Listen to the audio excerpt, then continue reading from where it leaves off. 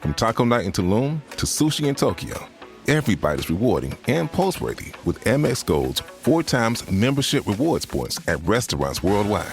Wherever you dine, points are piling up. So bring your friends along for your next course, because it's not all about the posts. It's about the company and the memories. How can gold from Amex sweeten your next food moment? Learn more at americanexpress.com/explore-gold. Terms and points cap apply. At ADP, we work with more than 860,000 companies worldwide. That gives us a pretty good idea of how to help businesses grow stronger. Whether it's through data insights that help you make informed decisions about building a team that works better as a team, or by keeping you ahead of thousands of changing regulations so you can keep ahead of everything else. Like building that better team. Grow stronger with ADP. HR, talent, time, and payroll.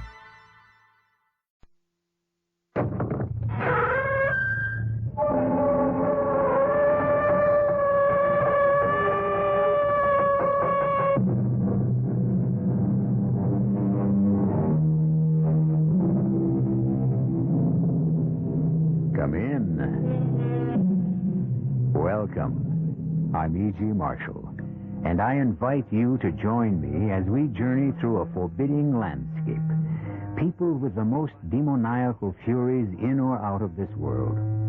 There is that moment, that imperceptible, unmarked, uncertain moment, when we pass from day to night, and from life to death.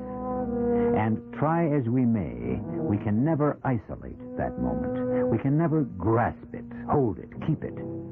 And somewhere during that moment, only the length of the shortest fraction of a second, the living are separated from the dead.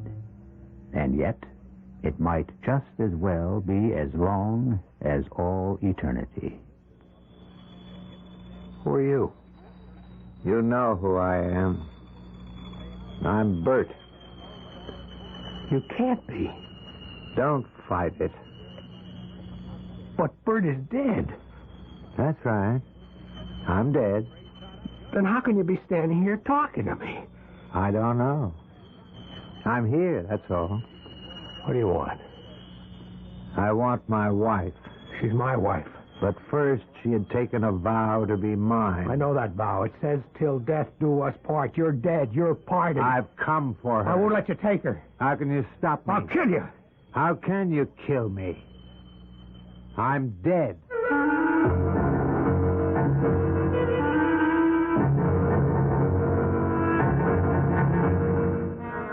Our mystery drama, Love Me and Die, was written especially for the Mystery Theater by Sam Dan and stars Ann Shepard and Mason Adams.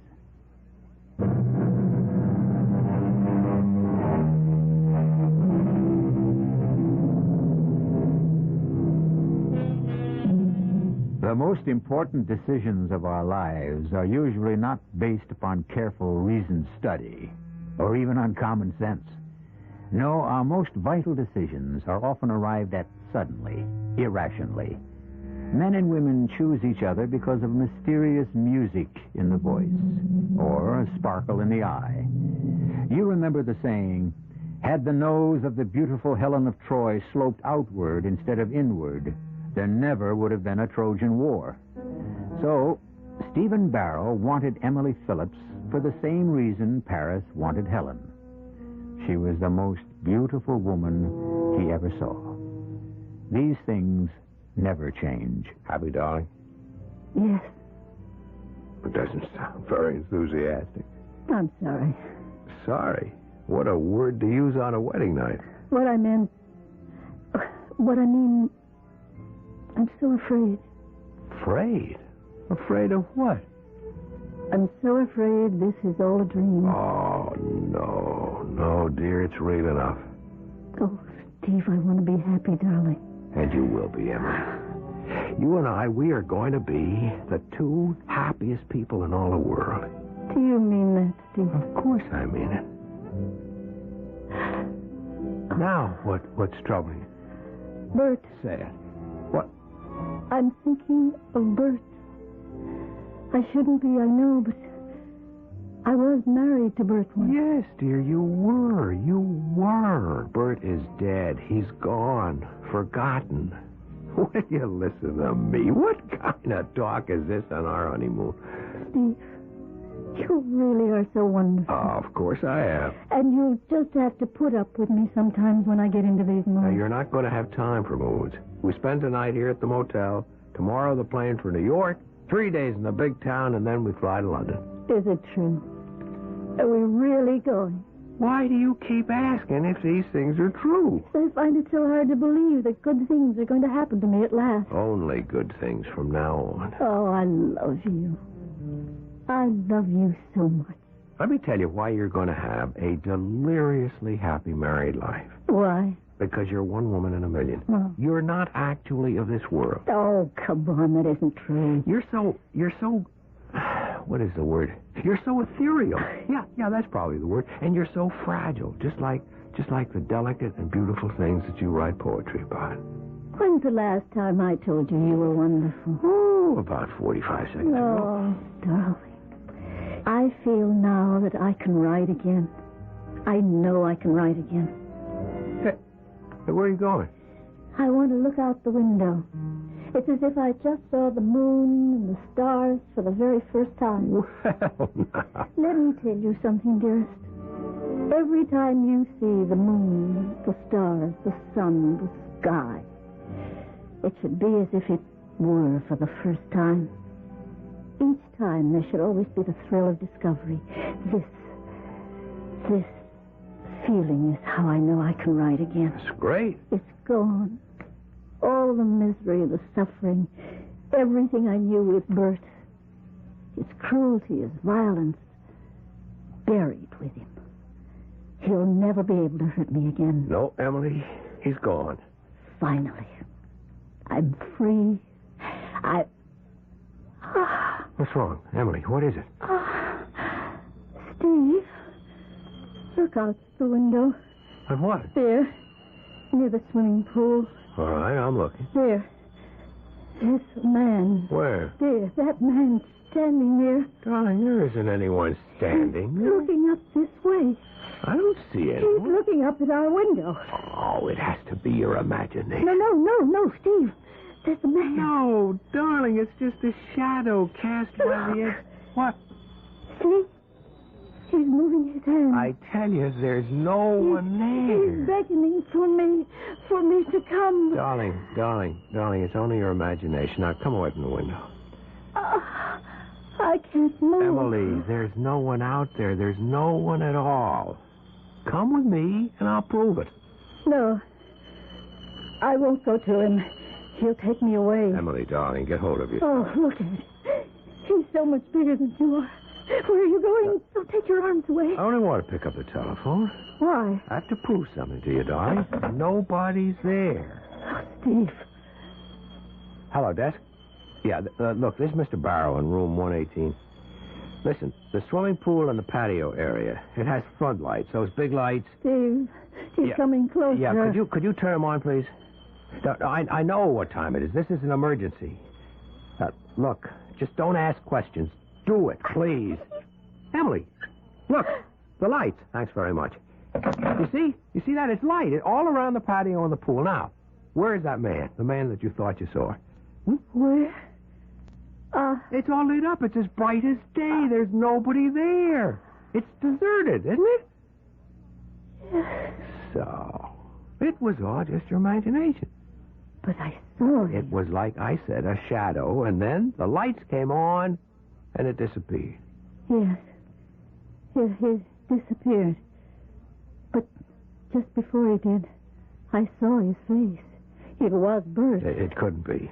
Darling, I saw him. Darling, Bert is dead. I saw him. It was Bert. With that wide-brimmed floppy hat of his, the khaki trench coat, the boots. Emily. Cowboy boots. And you didn't see... No, dear. How could you miss him? You're going to see Dr. Rossman. Oh, what good will he do? Look, if it was your imagination, then we have a problem. But if Bert was actually there, then Rossman may have a problem. After all, it was Dr. Rossman who pronounced him dead.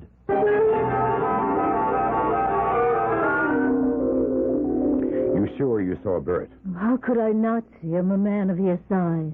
Yet Steve saw no one. No one. And then, when the pool and patio were flooded with light, suddenly he disappeared? But in that instant you saw his face? And it was Bert. No, it wasn't. Because Bert is in his grave. But I tell you, I saw him. Emily, you have a guilty conscience about Bert.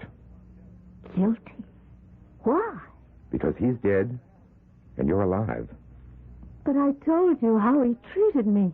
Yes, but you keep thinking. Perhaps it was your fault. Perhaps if you'd been more patient, more understanding. Yes, perhaps. And now, once again, you are married. And on your wedding night, you fear that Bert still feels that he's the bridegroom. And that's why he beckons you to come to him. Doctor, what can I do? Place your trust in Steve. Oh, I do trust. Your full trust. Don't be afraid that this marriage will also fail. Steve loves you. He wants to protect you. Do you believe it? Yes, I believe it. If you really believe it, you don't have to be afraid of Bert anymore. I'm not afraid. I'm no longer afraid of Bert. Go on your honeymoon. Be happy with Steve. And you will never see Bert again. How did it go? Dr. Rossman was just wonderful. Really? I suppose it's because he told me all the things I already knew myself. But deep down... Such as? Oh, it's all mixed up, but I think I understand it. Darling, let's order lunch. If you can dismiss it that easily, great. I was silly last night. Yeah. You were also very scared. Well, it was real enough, but it was an illusion. And now we both must forget it ever happened. I've already forgotten. Did you cancel the flight to New York? No, not yet. Let's not waste time here. We can eat at the airport. You mean you feel well enough to go on the trip? It's over. All the fear, all the worry. Our bags are packed. We just have to check out. New York, London, Paris, Rome, here we come. You folks checking out? I hope you found the service satisfactory. Oh, everything was fine. Just great. Name, please. What did you say the name was again? Barrow. Mr. and Mrs. Stephen Barrow. Oh, yeah. It'll be under the B's. Here we are. Oh, I got something for you. Sure be mighty glad to see it. What is it? Well, you found it for you. Yes, sir, we did. You found what? Didn't you the party that called Death's middle of the night and wanted lights turned up around the pool? Yeah, but, We what? turned them on. Uh-huh. Said we figured you must have lost something out there and wanted to find it, right? No, the reason we wanted... So we turned on the lights, but I guess it didn't help any. As it turned out, it did. So when the maintenance fellas come on this morning, we asked them to take a sharp look.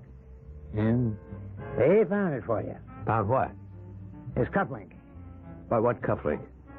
Well, your cufflink. No wonder you were so concerned. It's made out of solid gold. That's not my cufflink. Right there, plain as day. It's your initial, Mr. Barrow. That big, bold B. Well, there must be some mistake. Well, how could there be a mistake? Steve, let me see the cufflink. Emily, it isn't mine. Steve, let me see... This Emily, what's wrong?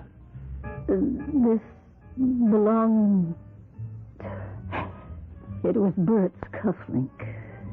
I gave it to Bert for a wedding present. Steve, he was here. Bert was here.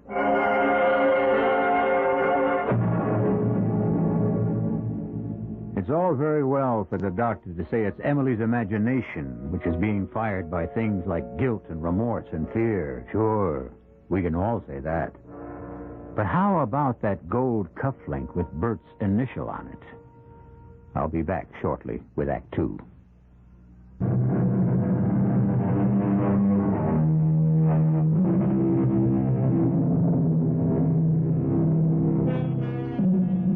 From a philosophical point of view, one may express many attitudes toward death. But from a practical perspective, it is difficult, if not impossible, to deny that death is, at the very least, final. The soul may live on forever, But on one thing, there has to be universal agreement. The body is gone. Well, last night, Emily Barrow saw her former husband, Bert Phillips. And Bert has been dead for over 3 years. A ghost? Do ghosts wear gold cufflinks? Emily, dear, maybe we better not check out just Oh, yet. no, I want to leave here right away. But the state that you're in... He's here. I know, Bert's here. We've got to leave. Yeah, yes, dear, of course. Now, let's just sit down for a minute, quietly. That's it. Relax. Let's be calm. You say that this is Bert's cufflink? How can you be sure? Steve, I know. The store that sold it to you could have had dozens. I didn't buy it in a Well, the store. jeweler could have made others, and there could have been someone with the initial B. Steve, I'm terrified. Darling, there's nothing that should make you as frightened as you are now. The cufflink. I made it myself. You what? I was taking a course in jewelry making. I'd always expressed myself in words. I wanted to see if I could achieve meaning. All right, I believe you.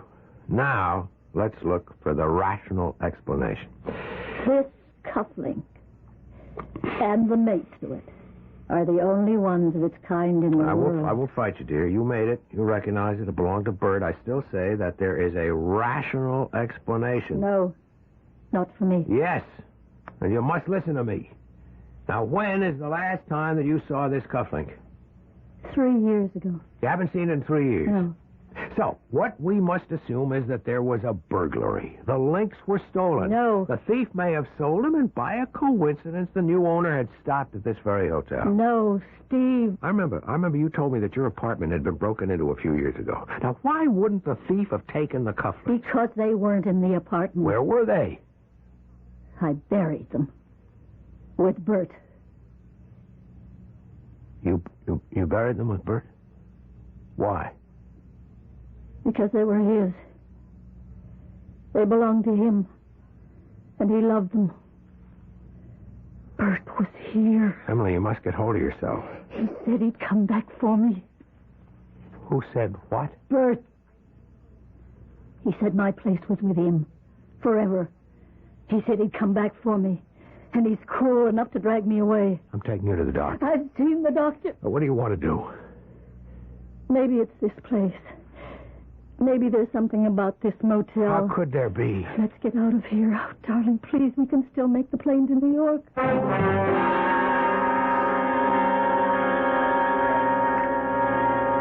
How much time do we have? Plenty of time to finish your coffee. Feeling better? Much. It must have been the motel. I remember now, I once spent a night there with Bert. The place has been remodeled, has a new name. Place can be haunted. Sometimes by a memory. I think this whole town is haunted for me. It's where Bert and I spent most of our marriage. Oh, you look so much better now. I feel so much better. I must have worried you horribly last night. Yes? Well, it should teach you a lesson. Don't ever fall in love with a girl at first sight and marry her 2 weeks later without knowing anything about her. I know everything I need to know. How do you predict these things anyhow? I had a friend who married the girl next door. They knew everything about each other. The marriage lasted 6 months. Transnational Airlines, flight number 1 for New York LaGuardia That's Airport. us. Flight Now number 1 to New York. Let's go. Yeah. At gate Come on. 16. Your attention, please. Will Mrs. Bert Phillips please report to the airline service desk in the main lobby? What? Mrs. Bert Phillips. Mrs. Bert Phillips. That's me. No, you are not Mrs. Bert Phillips. You are Mrs. Steve Barrow. That's how he would page me. He's here. No, darling. You said you'd believe me. And I do, but there can be another Mrs. Bert Phillips. He's paging me. Darling, look, if you claim to see him, that's one thing, and I'll cross that bridge with you when we get there. But you simply can't jump at every sound. Now, wait here a minute. But No, but nothing. Here, at this phone booth. why? Why are we... Now, I want to help you. Emily, pick up that directory. Come on. All right. Open it. All right, find the name Phillips. Phillips. All right, now, under B. Look. He wasn't the only Bert Phillips. See, there are 3 Bert Phillipses, 2 Bertrams, and 6 B. Phillips. Some of them could be Bert's also. See what I mean? I think so. Now, come on, we'll miss that plane. Okay. Mrs. Bert Phillips, please report to the service desk in the main That lobby. is not you. 2 hours from now, we'll be in New York. Things will be different. All right, here we are. Gate 6. Guess we'll have to stand online and have our tickets checked. Why don't you sit down? I'll take care of it. What is it? Over there. By the gate. A very tall man. Where? See? No, I don't see. There, Steve. He's pointing to me. He's motioning me to come to Emily. him. Just the way he did last night. Emily. I won't go. Emily. I've got to get away from him. Emily, come back. No. Emily. No. Emily, He'll stop. Faster us. Faster. Emily. Faster. Stop for a minute. No, he'll take me away. I won't let him. You can't stop him. Look out for the door. No, Emily, look out. Emily, where are we going? Taxi! Taxi! Get in quickly. Hurry. Slam the door. Driver, get away from here. As fast as you can, please.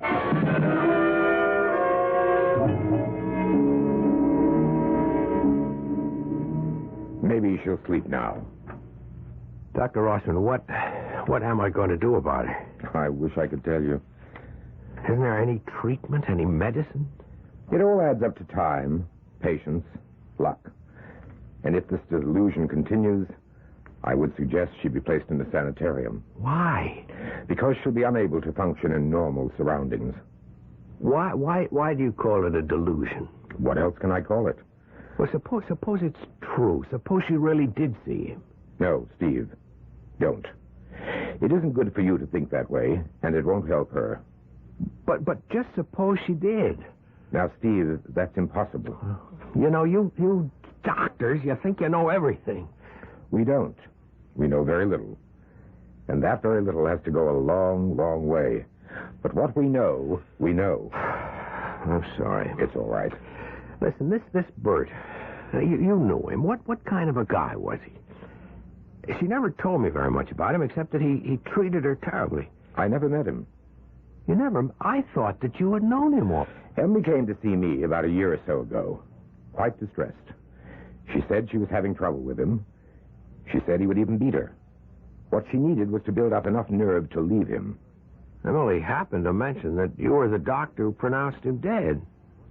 Isn't that unusual for a psychiatrist? Yes, but I was the doctor at the scene. What was the scene? Haven't you ever asked Emily? Yes, but she can't talk about it. They owned a cabin on Indian Mountain. Bert was a writer on hunting, fishing, you know. That's wild country. The back of their property led to a cliff, a drop of a couple of 100 feet. She was out there one morning, doing some watercolors.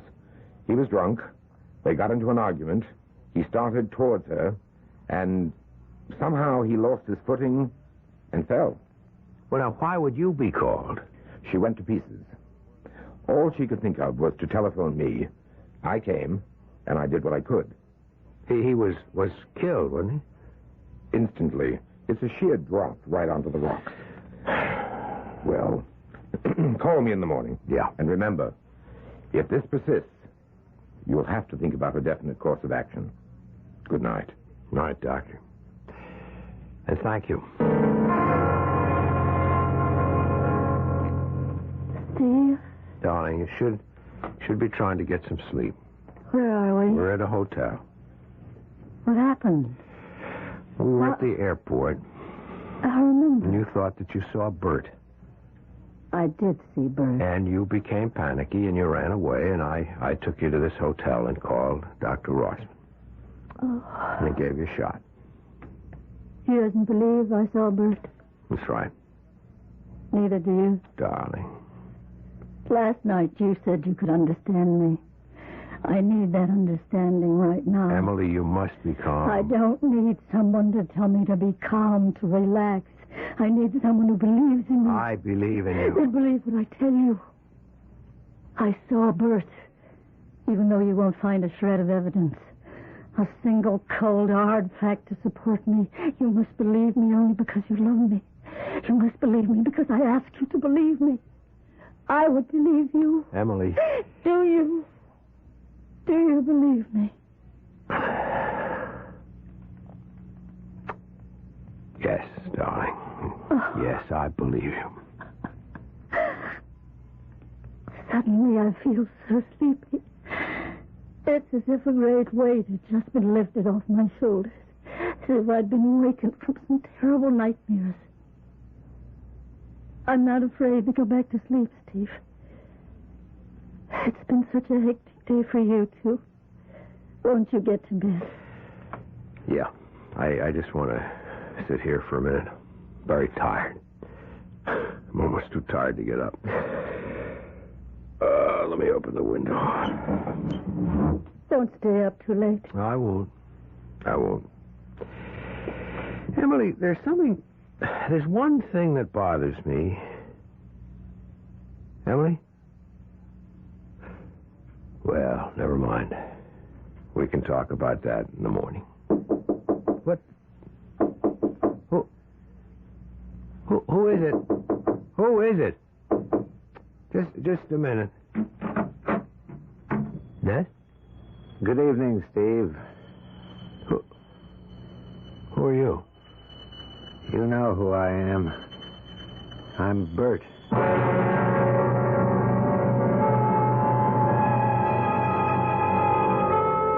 It was Dr. Rossman who officially pronounced Bert dead. So, what's this? The good doctor has an entire array of medical and scientific fact to confirm his findings. Stephen Barrow has only the testimony of his eyes and ears. In the final analysis, you, of course, will have to decide. And I shall present additional evidence for both sides when I return shortly with Act 3.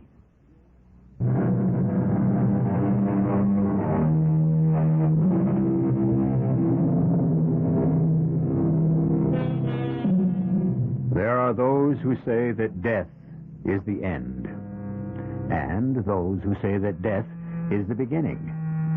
Now, however, it seems that we are being faced with death as a continuation. Bert Phillips was killed in an accident, a fall from a cliff. He was properly and officially buried.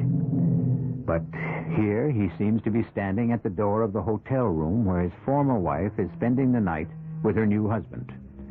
Up to now, it was only Emily, frightened and troubled Emily, who had been able to see Bert. But now, is it Steve's turn?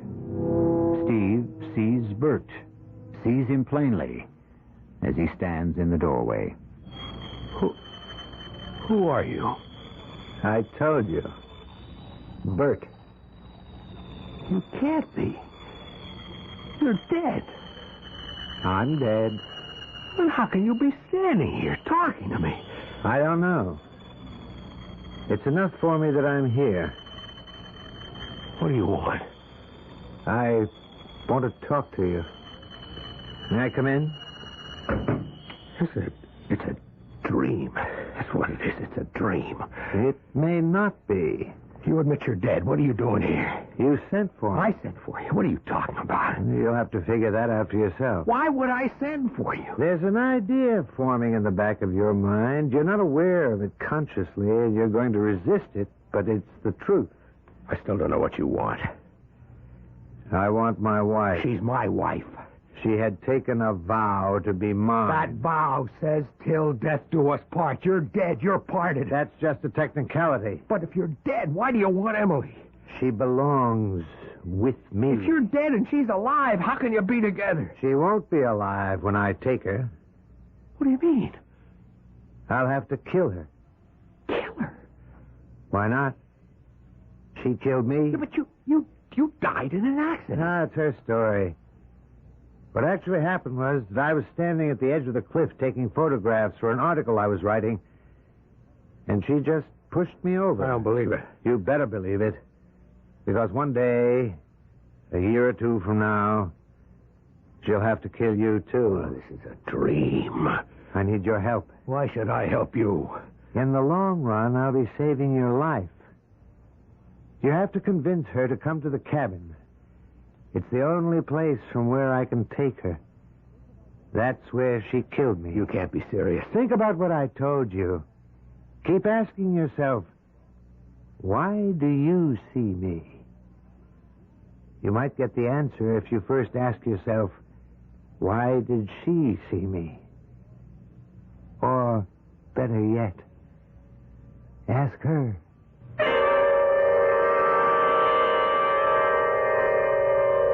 Steve? What? Oh, you poor darling. Did you fall asleep in that chair? I guess I did. I feel so guilty. I had such a wonderful, refreshing sleep. So deep, so restful. Did I dream? What are you muttering about? You said that Bert always wore a big floppy hat and a trench coat and cowboy boots. Oh, darling, the absolutely last person in this whole world I want to talk about is Bert. Yeah. Listen. Bert Phillips, as far as I'm concerned, has never existed. Emily, tell me something. Why do you think... Yes, dear? Nothing. Well, I don't know about you, but I'm starved. Darling, you all right? Sure.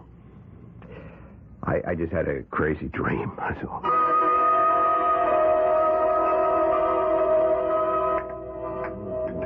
Steve, you sure you're all right? Yeah, I'm okay. What?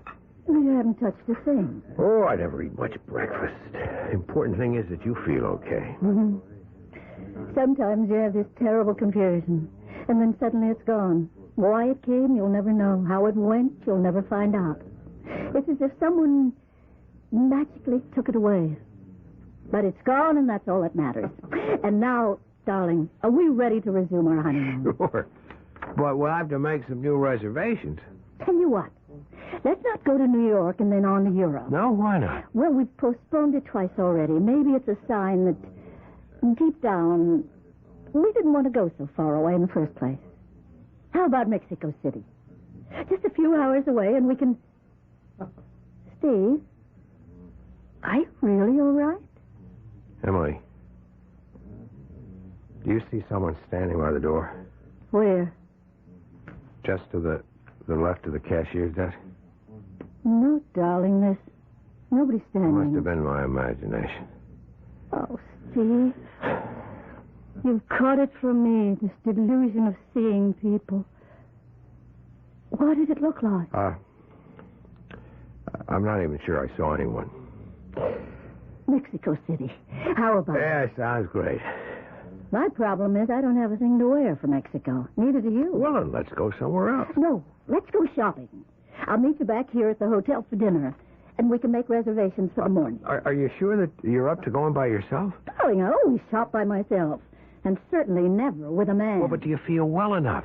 When I think of how silly I was, or that whole Bert business. Well, I've got to get started. See you at dinner, darling.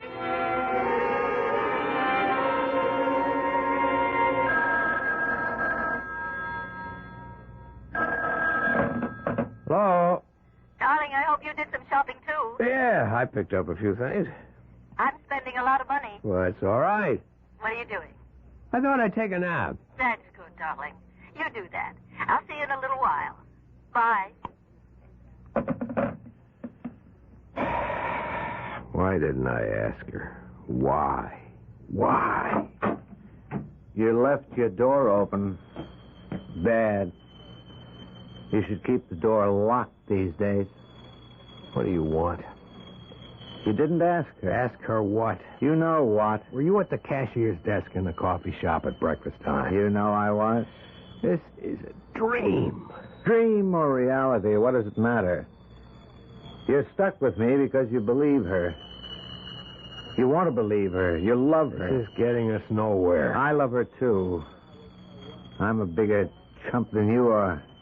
Even after what she did to me, I love her. And why did you treat her so badly? Who says I treated her badly? Everybody. Who's everybody? Dr. Rossman, for one. He never said I mistreated her. He said she told him I abused her. But you did. Only because she says so. Why should she kill you? For the same reason she'll kill you. You keep saying that. Why do you refuse to believe it? It's true. You can't prove it. Oh, but I can. The camera will prove it. What camera? I told you I was out there taking pictures. She sneaked up behind me and pushed me over the cliff. Her story, she was painting pictures and I was drunk, started beating her, and somehow lost my balance. Why shouldn't I believe her? Because she lied. She made her way down the mountain to where I was lying dead, poured liquor all over me, but she'd forgotten about the camera. The camera? That camera. I was so intent on taking my pictures, that's why I didn't hear her. But the camera went over the cliff with me. It broke against the rocks. It came to rest, finally, behind some bushes. I believe Emily. Oh, your place I would, too. But the camera, all smashed up, has been lying there 3 years now, in snow, in mud, summer and winter. It's still there. Or what's left of it is still there. Not 20 feet from where I landed. I said I don't believe you. She forgot about it or didn't think about it. In a court of law, that wouldn't prove a thing. That camera could have fallen there at any time. It's not supposed to prove anything in a court of law. It's supposed to prove something to you. What do you want me to do? Bring her to the cabin. To the cliff. I want her. You think I'm crazy?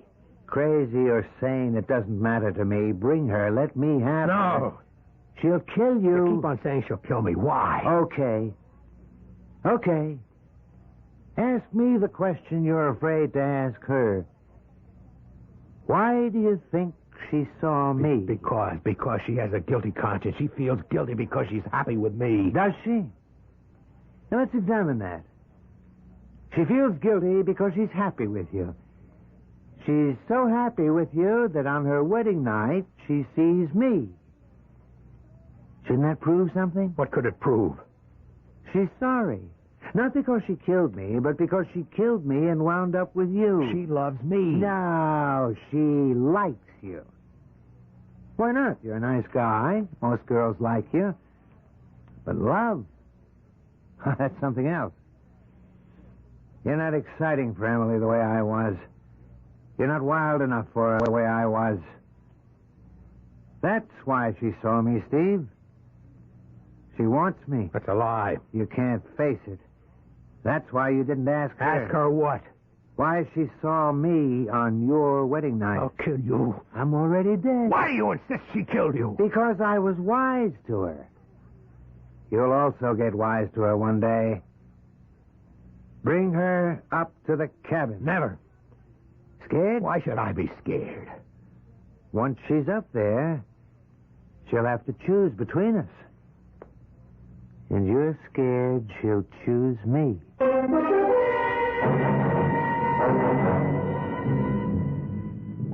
Why do you want to go to the cabin? I have to do something. I don't understand. What is there you'd have to do at the cabin? It concerns Bert.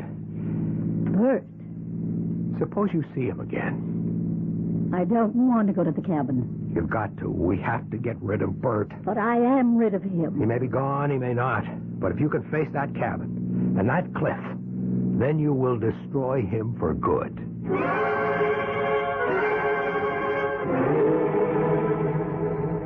I haven't been here since he died. You never told me how it happened. I was never able to talk about it. Can you talk about it now? I was painting. My easel was set up here, right near the edge of the cliff. It's a spectacular view, isn't it? Yeah? Careful. Don't stand too close to that edge. He was drunk, more than usual, ugly, bad-tempered. He criticized my work. I paid no attention, and that infuriated him. He lunged at me, and I was terrified. I stepped aside. He stumbled and just fell over. It was awful. Did you love him? Oh, no. How could I love him? He was a beast. Well, then why did you see him on our honeymoon? I didn't really see him. It was only my imagination. Why should you even see him in your imagination?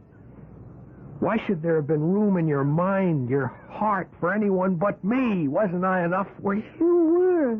You are. Or did you want him? Do you still want him? He's dead. He was there at the hotel. I saw him.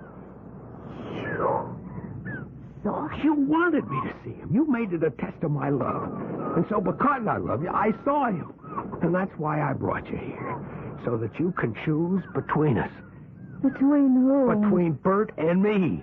How can I? Bert's dead. Is that the only reason? Let go of me. Is it? Please. Did you kill Bert? No! Tell the truth. No! Did you kill him? Yes. Why? Because he laughed at me, at my work, at my poetry, at my paintings. He said they're a joke. Oh, they're not. They're exquisite. He was right. I'm a phony. Oh, no, you're wonderful. No, I'm not. I'm a phony. I'm not wonderful. Nothing about me is wonderful. Bert was right. He said, you're a phony. A poet who never writes poetry. A painter who never paints a picture. Even the cufflinks. Bert made those cufflinks. He knew what I was. He loved me for what I was, and I loved him. But sometimes I got mad enough to kill him. And one day I did. Oh, Emily, listen. Emily, whatever you've done, I love you. I don't want you. I want Bert. I need a man like Bert. Emily, you can't mean any of this. Emily. Don't come near me. Emily! Don't come near me. You know where Bert is now.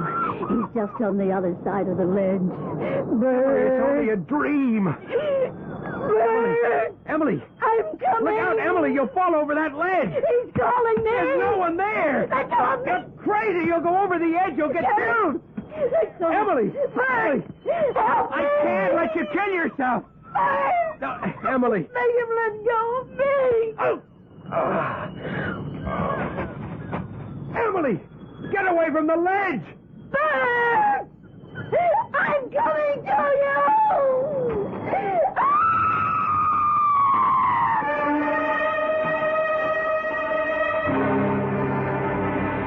The police list it as an accident. The second tragic accident to occur at that beautiful but seemingly fatal spot. What did happen? Once again, we present you with options. We could say, Stephen, consumed with jealousy, killed her. We could say, her guilty conscience killed her. Or we could say, Bert came back to reclaim her. You can make a case for each, and also for me to return in just a few moments.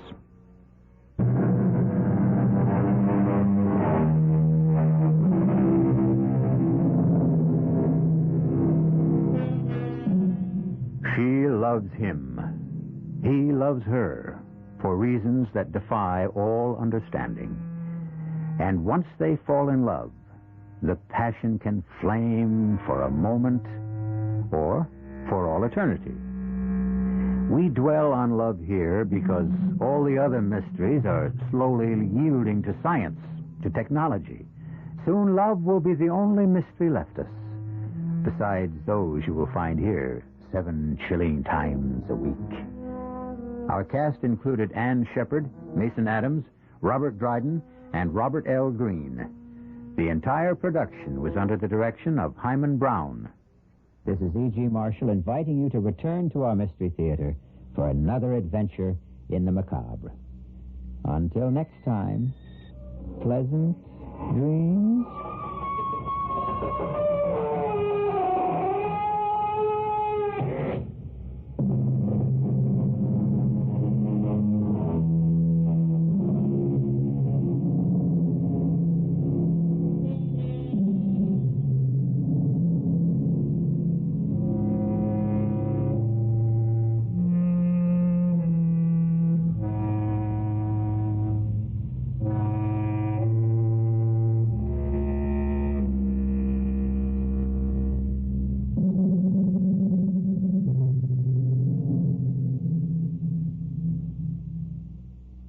Becoming a magician takes thousands of hours. Right, Ashley? Oh, I'm not a magician. I'm a design specialist at the Container Store. But you transform closets and pantries. Well, I turn your most frustrating spaces into ones you love. With a magic wand?